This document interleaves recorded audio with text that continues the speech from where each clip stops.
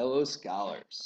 All right, we're working on video 5 here. It goes on with worksheet 5, fifth reading assignment. And this is your homework for Monday. It's Thursday. I'm not there. Great opportunity for you to get your homework done for Monday. No flex on Friday, right? You have flex today. You might be busy this weekend. You might not have internet. You might have a robotics competition. You might have a soccer tournament. Get her done today. Cool?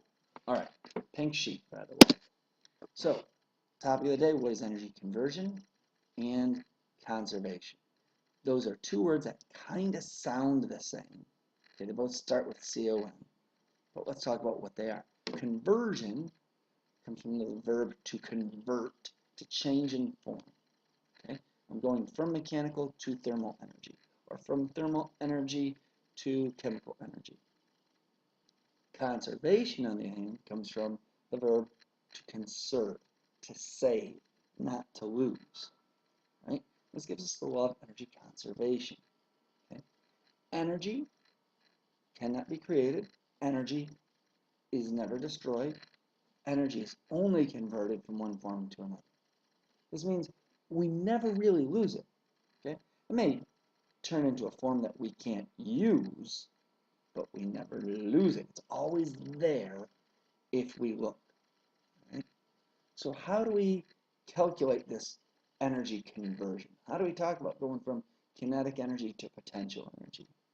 Well, because of the law of conservation of energy, we know that the total amount of energy in a system doesn't change.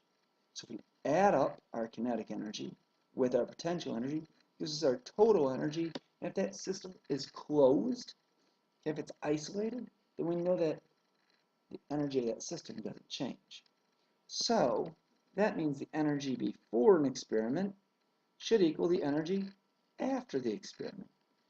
The sum total of my kinetic energy plus my potential energy before should equal the sum total of my kinetic energy and my potential energy at the end. Now, in the real world, systems aren't always closed. Okay? You can lose energy to your surroundings. Most of the time, this is done in the form of heat. They call heat the graveyard of energy, because all energy ends up there eventually.